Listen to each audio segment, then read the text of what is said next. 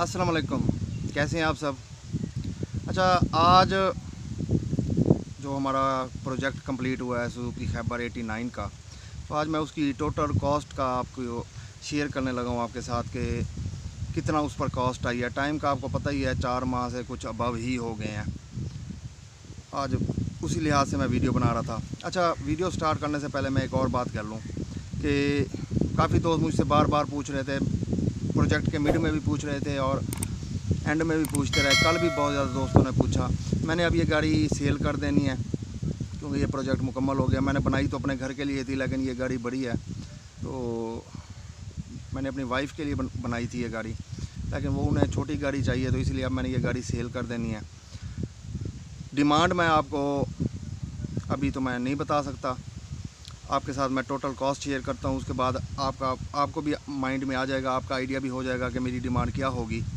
अगर आप इंटरेस्टेड हों तो मैं अपना व्हाट्सएप नंबर डिस्क्रिप्शन में दे दूंगा, आप मुझसे रब्ता कर सकते हैं। अगर मेरा व्हाट्सएप नंबर वहाँ मौजूद ना हो डिस्क्रिप्शन में, तो इट मीन्स कि ये गाड़ी सेल हो गई है। एंड काइंडली व्हाट्सएप पर ही जस्ट रब्ता कीजिएगा, इस नंबर पर रब्ता मत कीजिएगा। वैसे भी ये नंबर ऑफ़ है, जस्ट बस व्हाट्सएप ही चल रहा है। तो चलें, ये तो हो गई इतनी सी बात। अब हम आते हैं बड़े मेन टॉपिक की तरफ कि टोटल कितना ख़र्चा हुआ। न्यू बंदा काफ़ी ज़्यादा सोच रहा था इस बारे में, जिसने अभी बनाना था, कि यार कितना पता नहीं ख़र्चा हो गया होगा। देखें, अच्छी चीज़ बनाने पर हमेशा ख़र्चा होता है। अगर आप जस्ट पुटीनों से बनाते, अगर मैं चाहता तो मैं ये गाड़ी 50,000 में भी बनवा सकता था, लेकिन अच्छी चीज़ पर ख़र्चा होता है। और दूसरी ये बात, आपने थंबनेल देखा होगा, तो ये मुझे कल एक लड़के ने व्हाट्सएप किया कि भाई 50,000 का ख़र्चा हुआ है क्या? तो मुझे बड़ी हंसी आई। मैंने कहा यार 50,000 में बड़ा गाड़ियाँ तैयार होती हैं, लेकिन खैर। और उसने फ़ौरन मुझे कहा भाई आपको 2 लाख में पड़ गई होगी गाड़ी। तो मैंने बहुत इंजॉय किया उसके इस मैसेज को, इसलिए मैंने थंबनेल भी ऐसा लगा दिया। तो ये जो थंबनेल लगा हुआ है, इसमें ऐसी कोई सच्चाई नहीं है, इतना ख़र्चा नहीं हुआ मेरे भाई। ख़र्चा कितना हुआ है वो मैं शेयर करता हूँ आपके साथ। तो चलें, वीडियो को ज़्यादा लंबा नहीं करते, क्योंकि आगे भी काफ़ी बातें डिटेल से मैंने करनी है आपके साथ। सबसे पहले कीमत ख़रीद पर आते हैं कि मैंने कितने की गाड़ी ख़रीदी थी। जो दोस्त शुरू से देख रहे हैं उन्हें पता होगा, मैंने 1.5 लाख में ये गाड़ी ख़रीदी थी। 1.5 लाख में मैंने ये गाड़ी ली और मैंने कमीशन दिया 3,000 रुपये, यानी 1,53,000 में मुझे ये गाड़ी पड़ गई।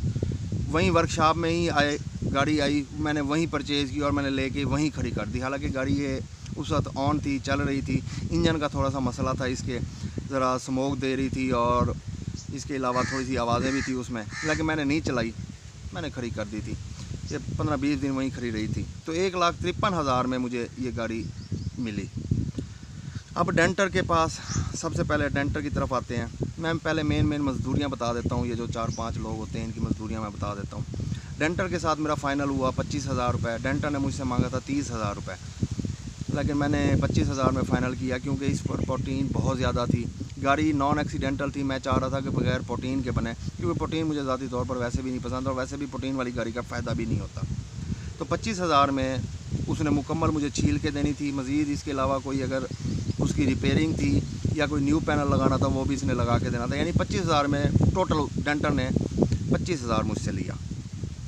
पेंटर की तरफ आते हैं। पेंटर को मैंने दिया 35,000 रुपये। पेंटर के साथ मैंने ये फ़ाइनल किया कि आपको भी पता होगा कि मैंने तकरीबन 2 या 3 अस्तर लगवाए हैं टोटल इस गाड़ी पर। पहला अस्तर मैंने सिर्फ लोहे पर लगवाया था, बगैर प्रोटीन के, कोई प्रोटीन नहीं लगाने दी थी मैंने कहा था जस्ट पहले इसे नीचे अस्तर लगाओ। उसके बाद प्रोटीन की फिलिंग हुई, रगड़ाई हुई, फिर दूसरा अस्तर लगा, उसके बाद तीसरा अस्तर लगा और फिर पेंट हुआ। तो मैंने ये फ़ाइनल उसके साथ किया था कि आप मुझे बॉडी के ऊपर निपॉन का कलर करके देंगे। निपॉन का कलर, लैकर एक और कंपनी का, मेरा ख्याल लैकर उसने यूरो का यूज़ किया, लेकिन कलर निपॉन का यूज़ किया गया। बॉडी के ऊपर निपॉन का कलर उसने यूज़ करना था, और बाकी जो दूसरी चीज़ें हैं जैसे नीचे वाली साइड हो गई या जो प्लास्टिक पार्ट्स हो गए, उन पर वो सिंपल यूरो का कलर लगा देता, वो कोई मसला नहीं था। लेकिन उसने ईच एंड एवरीथिंग मुझे पेंट करके देनी थी। अब ये देख लें कि उसने हत्ता के मुझे रिम भी पेंट करके दिए, उसमें मेरा CNG सिलेंडर भी उसने पेंट करके दिया है, और शाखें तक और नीचे वाली साइड उसने टोटली मुझे पेंट करके दिया।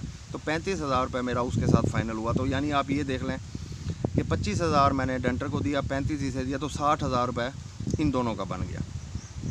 अब मैकेनिक की तरफ आते हैं। मैकेनिक ने इंजन निकालना था, उसमें से मैकेनिक ने इंजन ओवरहाल करना था और सस्पेंशन का सारा काम करवाना था, यानी मैकेनिकली जितना भी काम था वो इसने करना था। मेरे साथ मैकेनिक ने फ़ाइनल किया था 10,000 रुपये में कि मैं ईच एंड एवरीथिंग जो भी मैकेनिक का काम होगा वो सारा मैं करूँगा और 10,000 रुपये लूँगा। मैकेनिक का भी बहुत ज़्यादा काम होता है, अगर इंजन ना भी हो तो भी इनका बहुत ज़्यादा काम होता है। तो 10,000 रुपये मैंने मैकेनिक को दिया। इलेक्ट्रीशियन की तरफ आ जाते हैं। इलेक्ट्रीशियन को मैंने, अच्छा ये हवा चल रही है तो आपको शायद थोड़ा सा हवा की वजह से आवाज़ का थोड़ा सा इशू हो, तो मैं कोशिश कर रहा हूँ कि ज़रा ऊंचा बोल सकूँ, क्योंकि माइक नहीं है मेरे पास, इस वक्त माइक नहीं है। तो चलें, खैर इलेक्ट्रीशियन की तरफ आते हैं। तो इलेक्ट्रीशियन के साथ मेरा फ़ाइनल हुआ 8,000 रुपये। 8,000 में उसने टोटल ये वायरिंग रिमूव करनी थी, क्योंकि वायरिंग काफ़ी ज़्यादा होती है। डैशबोर्ड की वायरिंग भी उसने रिमूव करनी थी सारी, और उन्हें सारी न्यू टेपिंग करनी थी, रिपेयर करना था। डैशबोर्ड मुझे मुकम्मल एक्टिव करके देना था, यानी डैशबोर्ड के जितने भी बटन्स हैं वो मैंने आपको कल की वीडियो में दिखाए भी हैं कि उसने वो सारे मुझे एक्टिव करके देना था। मज़ीद जो सामान था वो मेरा होगा, बाकी ये मज़दूरी थी उसकी 8,000 रुपये। तो ये 4 जो मेन हैं, डेंटर, पेंटर, इलेक्ट्रीशियन और मैकेनिक, ये इनकी मज़दूरियाँ हो गई हैं। अब उसके अलावा बॉडी पार्ट्स की तरफ आते हैं। बॉडी पार्ट्स मैंने कोई ज़्यादा नहीं डलवाया, सिर्फ मैंने एक फ़र्श डलवाया था। फ्रंट का फ़र्श था, पैसेंजर साइड वाली का फ्रंट साइड, वो फ़र्श ज़रा रस्टेड था, मैंने वो लगवाया था। वो मुझे सिर्फ 1,000 रुपये का मिला था। इसके अलावा और मैंने कोई बॉडी पैनल नहीं लगाया। बॉडी इसकी सारी अपनी थी और बिल्कुल ठीक थी। इवन के जनरल स्पॉट वेल्डिंग तक उसकी अभी तक मौजूद थी। दरवाज़ों की कुछ ना कुछ सीलें भी मौजूद थी, तो इसलिए मुझे उसका और कोई बॉडी पार्ट लेने की ज़रूरत नहीं पड़ी। फुट बैरियर थोड़ी सी रस्टेड थी, लेकिन वो रिपेयर हो गई थी। एक अच्छी शीट के साथ मेरे डेंटर ने रिपेयर कर दी थी। तो बॉडी पार्ट का इस तरह कोई ख़र्चा नहीं आया। अब ये मैंने आपको बता दी हैं। इसके बाद इलेक्ट्रीशियन का कुछ सामान आया, जिसमें फ्रंट दोनों स्पीकर्स थे, एलईडी लाइट्स थी, जो मीटर मैंने बनवाया उसके लिए लाइट्स थी। तो इस तरह इलेक्ट्रीशियन का छोटा छोटा कोई सामान था, वो तकरीबन 6,000 रुपये का वो बन गया था। अब उसके बाद ये तो सामान ये आ गया। डैशबोर्ड का कोई सामान आया था मैंने, क्योंकि सारे लिखे हुए हैं, ये मैं तरतीब के साथ लिखता आया तो मुझे याद नहीं है अब ये कौन कौन सा सामान आया था। तो ये डैशबोर्ड का कोई सामान आया था, जिसमें 1120 रुपये का एक सामान है, फिर 750 का है, फिर 300 का है। तो यानी तकरीबन 2,000 रुपये का ये सामान भी कोई बना था।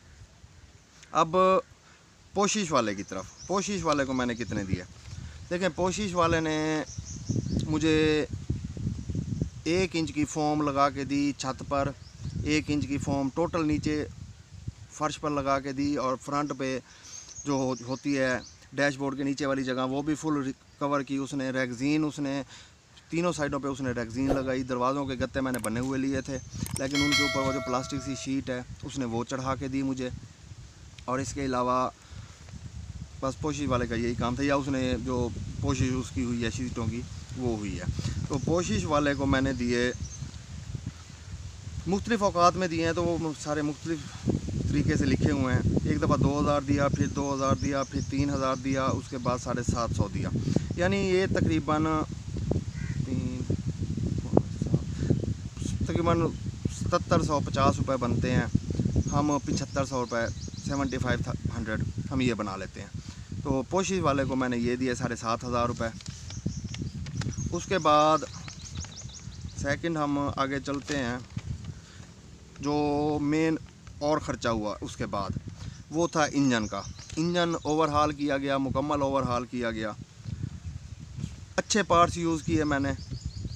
अब इंजन का जो टोटल ख़र्चा हुआ मेरा मैकेनिक्स के साथ तो उसकी मज़दूरी में ही फ़ाइनल हो गया था। ये सिर्फ पार्ट्स की बात कर रहा हूँ, जो पार्ट्स आए, इंजन हेड वगैरह फेज़ हुआ, इंजन का सामान आया, इंजन का कोई फ्रेम होना था वो हुआ।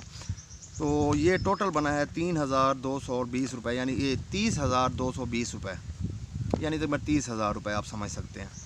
इसमें अब मुख्तलिफ़ चीज़ें हैं, जो कुछ मैंने लिखी हुई है वो मैं आपको बता देता हूँ। केम 3,000 रुपये की केम आई थी। इंजन हेड जो फेज़ करवाया था उसका वो मज़दूरी जो खराद वाले ने ली वो तकरीबन 3700 रुपये उसने ली। इंजन का सामान मुख्तलिफ़ औकात में एक दफ़ा 11,000 रुपये का आया, एक दफ़ा 1500 रुपये का आया, एक दफ़ा 8500 का आया, एक दफ़ा 350 का आया। इंजन फ्रेम पर 2000 रुपये लगे। तो यानी ये टोटल मिला के इसका तकरीबन 30,000 रुपये इंजन का सामान का ख़र्चा आ गया और इंजन बिल्कुल फ़िट हो गया। इंजन बिल्कुल बेआवाज़ बन गया है और इंशाल्लाह अच्छे पार्ट्स यूज़ किए हैं तो लाइफ भी काफ़ी अच्छी होगी इसकी। अब उसके बाद ये तो गाड़ी अब मुकम्मल होगी, पेंट होगी, सारा कुछ हो गया। अब जब फिटिंग का टाइम आया तो उस वक्त मैं बॉडी पार्ट्स वाली शॉप से जो मैंने सामान लिया, मुख्तलिफ़ सामान आता रहा, वो तकरीबन 20,158 रुपये का यानी 20,000 रुपये का सामान वहाँ से आया। उसमें क्या था, चले मैं आपको, क्योंकि ये मैंने इकट्ठा लिखा हुआ, उसने बिल मुझे दिया था, मैं अलग-अलग नहीं लिख सका, मैं आपको मिसाल के तौर पे दे देता हूँ कि फॉर एग्ज़ाम्पल मैंने सीट बेल्ट्स जो थे वो मैंने रिवॉल्विंग वाले लगवाए, जैसे जो खुद ब खुद बंद हो जाते हैं, वरना इसके खैबर के ऑटो मैनुअल से होते हैं, उठा के साइड पे कर दें। तो ये 3,000 रुपये के तो ये मिल गए थे। इसके अलावा मुख्तलिफ हैंडल्स हो गए, डोर स्विचेस हो गए, तो इस तरह ये छोटी छोटी कई चीज़ें थी। तो मैं 20,000 रुपये का ये सामान बना जो मैंने 20,000 का उसे बिल दिया। 2 दिन पहले मैंने सस्पेंशन का काम करवाया, टोटली मैंने सारी सस्पेंशन खुलवाई है। जो एक्सल की किटें होती हैं वो मैंने दोनों तब्दील करवा दी हैं।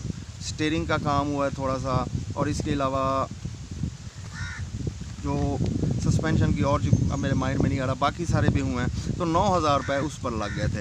अच्छा, ये इसमें ये सिर्फ उसमें ये 9,000 रुपये सिर्फ सामान की और ख़राद वाले की मजदूरी है।